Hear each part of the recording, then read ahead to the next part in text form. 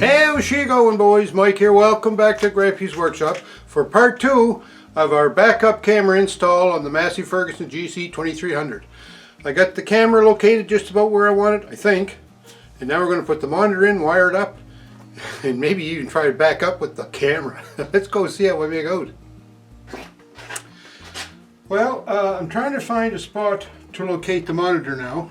I was thinking on this cross rail just above the steering wheel. This cross member, I could set it there, or I could set it over here.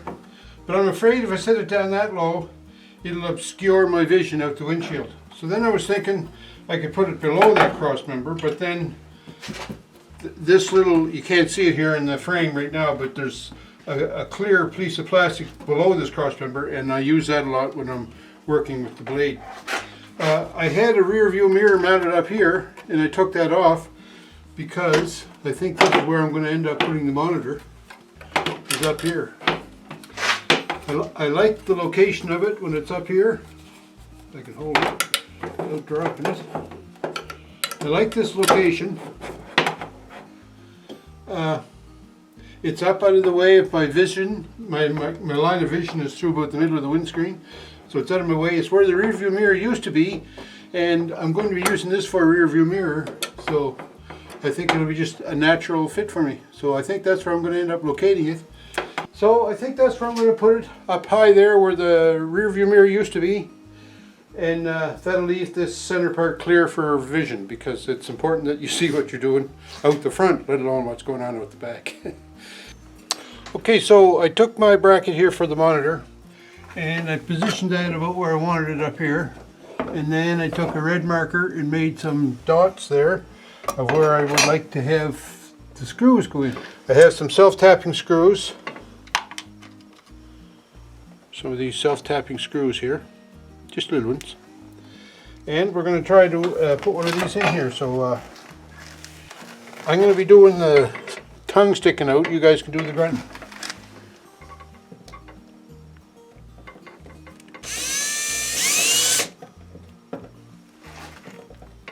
Excuse me, I'm going to get right in the way here.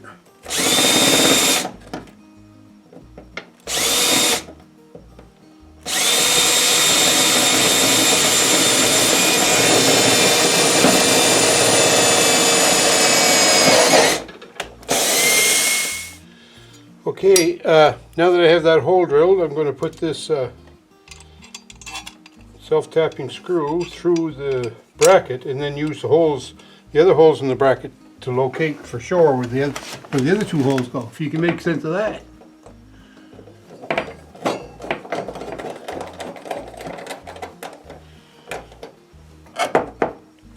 Doesn't look too bad.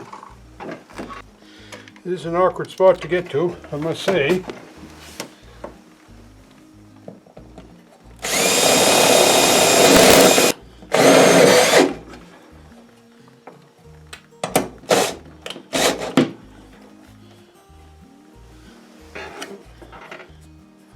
So that's two, one more to go.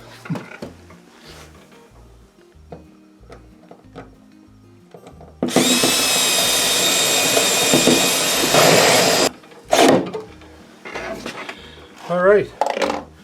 Now, as long as the screws that I use, the heads on them are not too big, this should work out all right. Now, the monitor, as you see here, the buttons are on the bottom, but the wire also goes out the bottom. So I can take the wire, I suppose, and kind of tidy it up around the side like that to go through the top, because I wanted to come through the top to get into the headboard. Or I could just change the whole monitor, but then all my buttons and everything be upside down. I'm going to put it in this way, right side up for now, just to try it.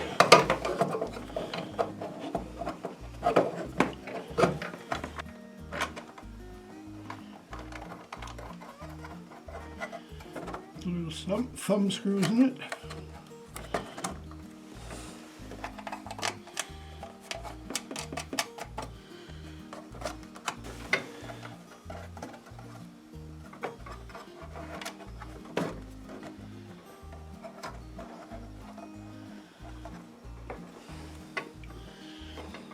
Well, there. What do you think? I suppose it could have done a lot worse, eh? Okay, so I've painted this bracket. Nice, looks nice, well painted up.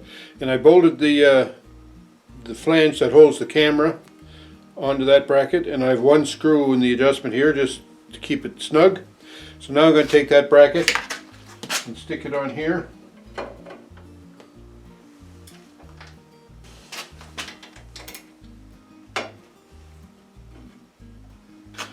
So now that I have the monitor mounted and the camera mounted, put everything back together here and just flash it up one more time just to make sure everything is still tickety-boo. Let's have a look and see what it looks like. Alright, so we'll just turn on the monitor and there we have it. So that doesn't look too bad.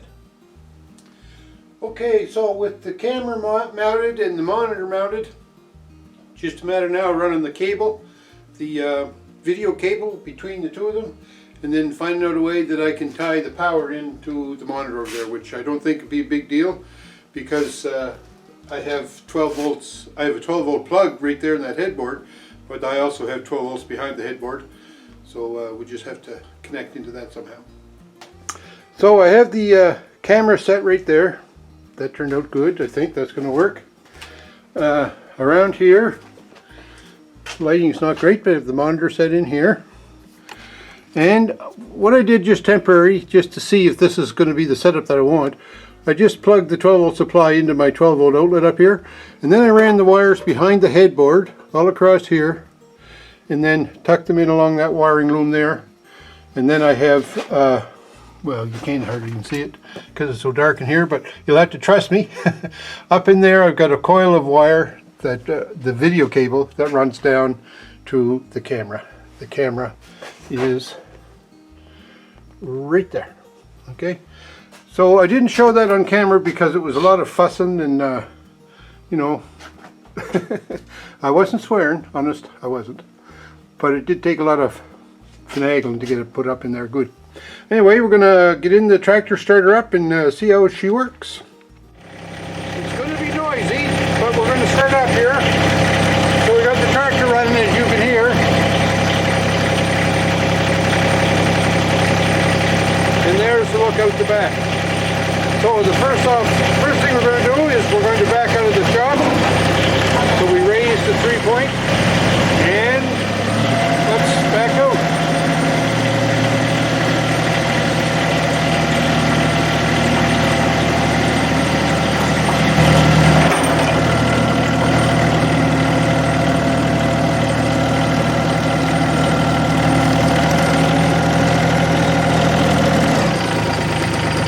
So that wasn't bad, eh? I like that. Just starting to rain now, so I'm going to go open the shelter. I'm not going to mess around out here in the rain. I'll go open the shelter and we'll use the backup camera to back in.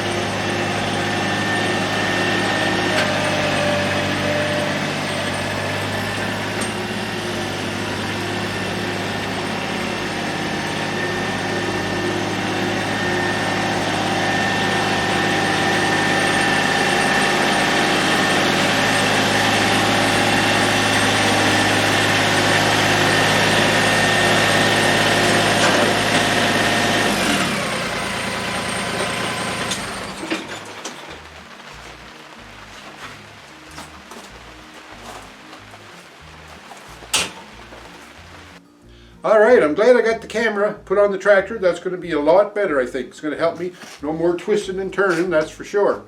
But the little bit of time that I use it just backing out of the shop here and messing around the yard a little bit and then putting it in the shelter, this is certainly not a replacement for looking over your shoulder when you're backing up, because this is going to be an aid for backing up. You know, maybe with more practice I'll get better at backing up using the camera, but it's not a replacement for looking over your shoulder, so don't think that it is.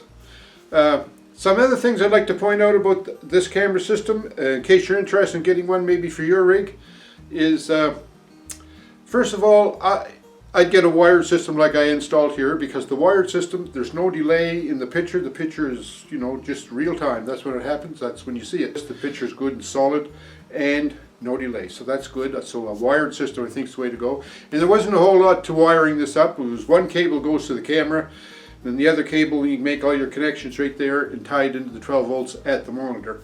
So it's not a big deal to install these when they say wired. Now, not a big deal in the tractor. If you're putting this in a car, maybe it would be, because you'd have to run the cable, you know, like in the trunk, maybe up behind the back seat or something.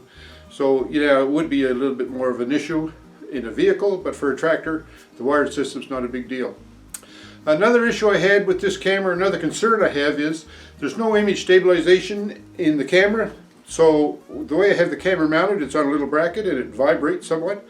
So maybe if I had a better mount, it would work better, but because of this vibration, the picture kind of waves and wiggles a little bit. It's not really a problem, but it's just, it's wavy. So I just wanted to let you know that that's a concern. Another concern I have is there's no depth perception. So if you saw there when I was trying to back in the shelter, I was struggling trying to figure out how close I was to the back of the shelter. I didn't want to get too close, didn't want to get too far away, so you know, the depth perception would be a benefit. And what they've done, the camera manufacturers, I guess all of them, or most of them, or 99% of them, what they've done is they've given you those backup lines. And what those backup lines will do is gives you an opportunity then to judge how close you are to things. And you can line up too when you're backing up, you know, like you can tell before you actually get close to the opening if you're lined up just right to get in the opening. So the backup lines, I think I'll definitely be turning those on and leaving them on. And another concern I had about the camera was the picture. You can have the picture regular picture or what they call mirror image. And when I first started up, I had it in regular, and oh baby, that was hard. Like I was always steering the wrong way. So then I switched it to mirror image, and that was less of a problem. It's still a problem. I think I need to get used to it. But anyway, putting it on mirror image, I think that's the way to go. I didn't think that was going to be the case, but I think it is now that I've used it a little bit.